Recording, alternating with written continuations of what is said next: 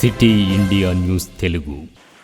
తెలంగాణ రాష్ట్ర ప్రభుత్వం నిన్న ప్రవేశపెట్టినటువంటి తెలంగాణ రాష్ట్ర 2024-25 బడ్జెట్కి సంబంధించి తెలంగాణ ప్రజల ఆకాంక్షలను నెరవేర్చే విధంగా మన ముఖ్యమంత్రి రేవంత్ రెడ్డి గారు ఏ రకమైనటువంటి నిర్ణయాలు తీసుకున్నారనే విషయాలు మీతో పంచుకోవాలని, అదేవిధంగా తెలంగాణ సమాజానికి తెలవాలని ఈరోజు ఈ పత్రికా సమావేశం ఏర్పాటు చేయడం జరిగింది. తెలంగాణ రాష్ట్రం ఏర్పడిన తర్వాత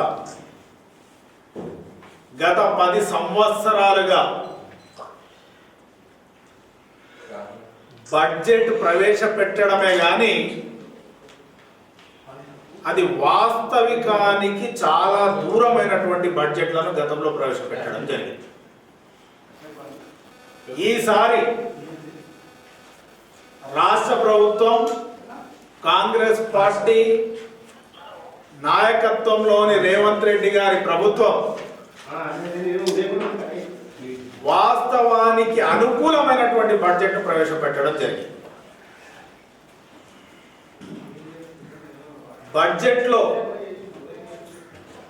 ఈ రాష్ట్రానికి వెన్నుముకైనటువంటి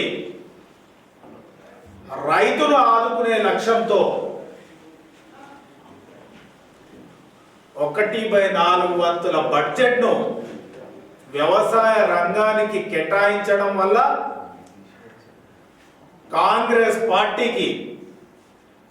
పార్టీ ప్రభుత్వానికి రైతుల పట్ల ఉన్నటువంటి చిత్తశుద్ధిని నిరూపిస్తూ ఉంది. ఒక రైతు బిడ్డగా తెలంగాణ రైతాంగం పక్షాన ముఖ్యమంత్రి రేవంత్ రెడ్డి గారికి ప్రత్యేకమైనటువంటి ధన్యవాదాలు, కృతజ్ఞతలు తెలియజేస్తా ఉన్నాం. మొత్తం బడ్జెట్లో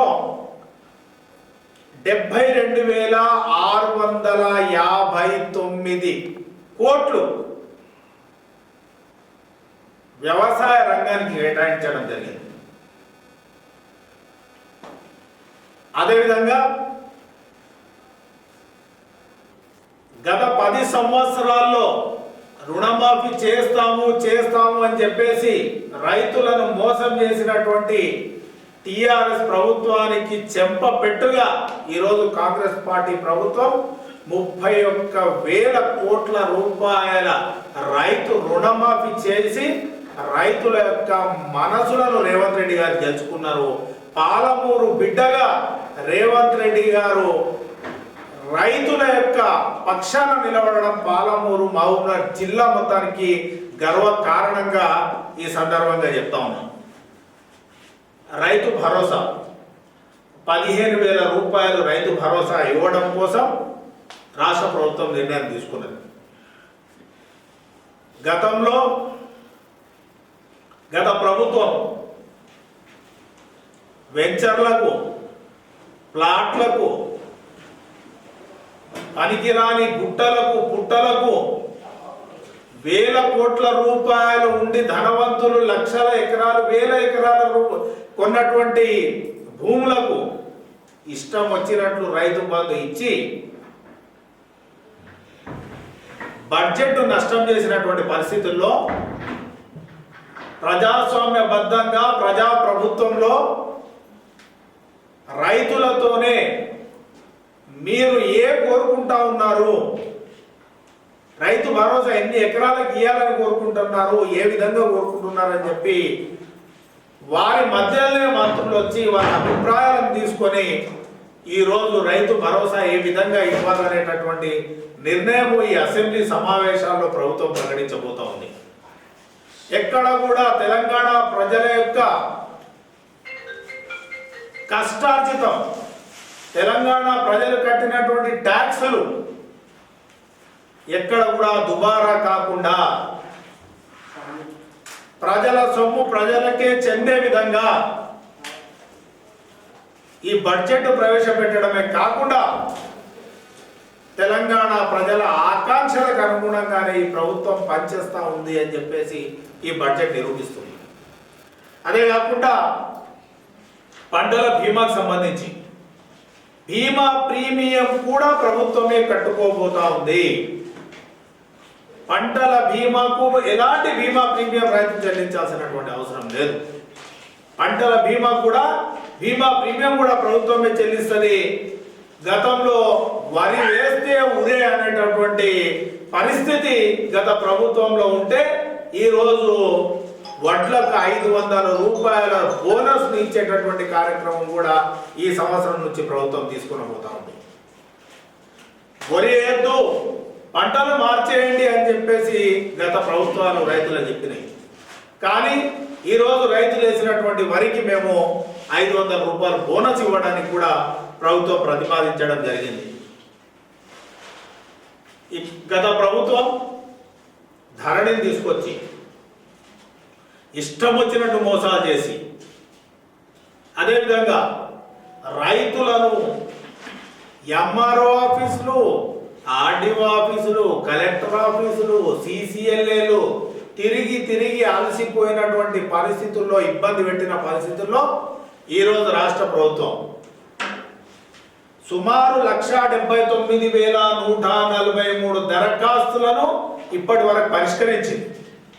1,79,143 దరఖాస్తులను పరిష్కరించడం జరిగింది.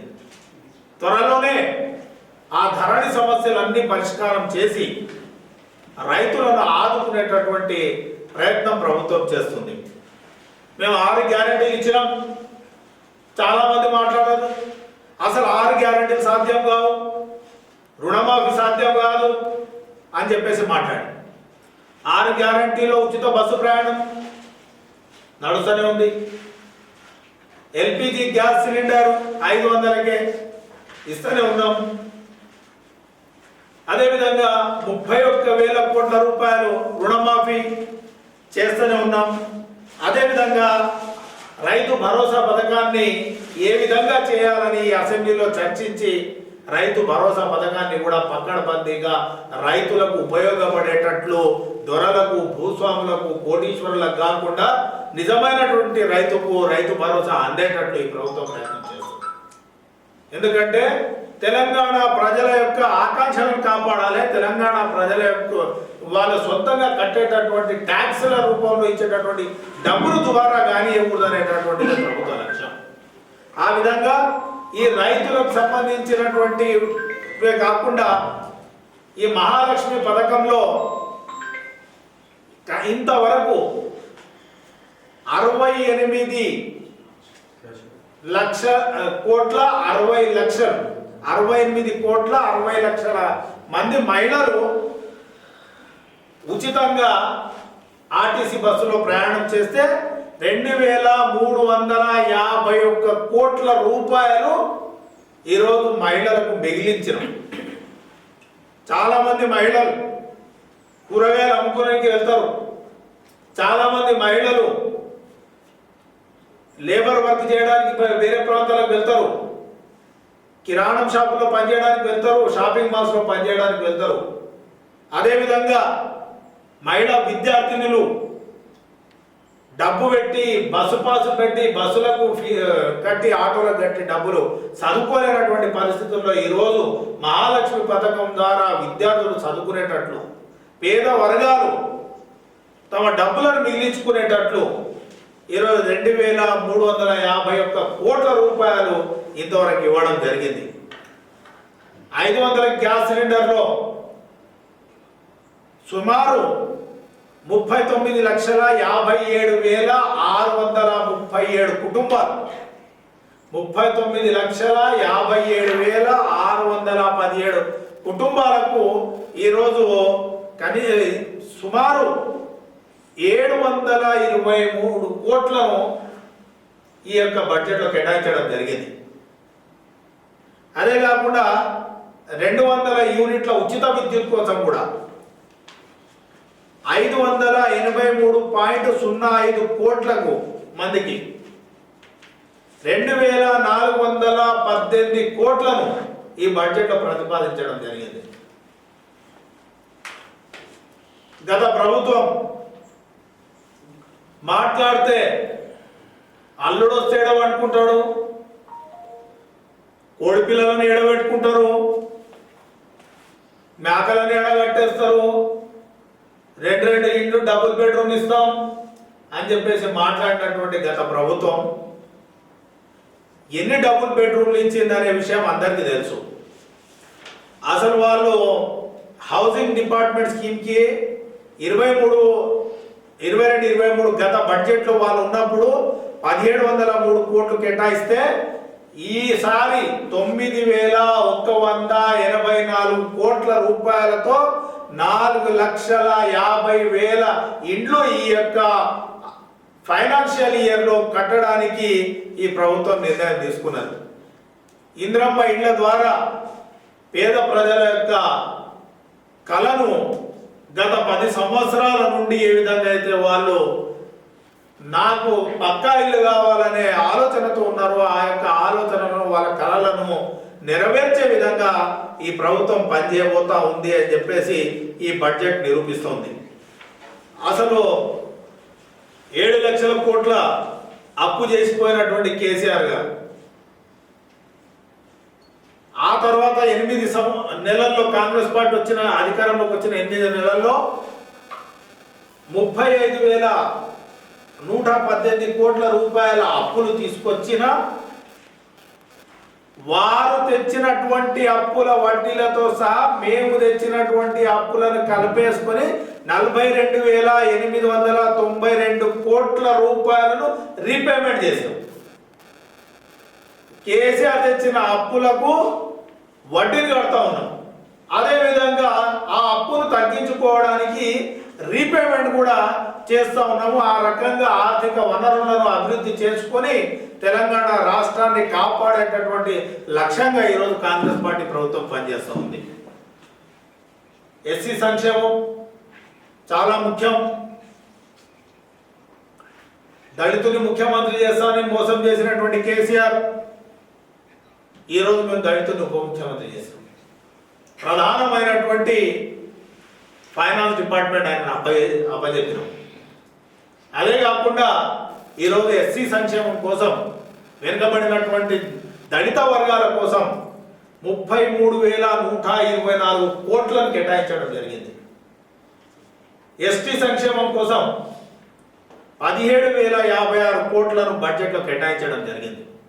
అసలు తండాలను గ్రామ పంచాయతీలు చేసిండ్రు. ఒక్క తండాలో కూడా గ్రామ పంచాయతీ భవనం లేదు, మౌలిక సదుపాయాలు లేవు.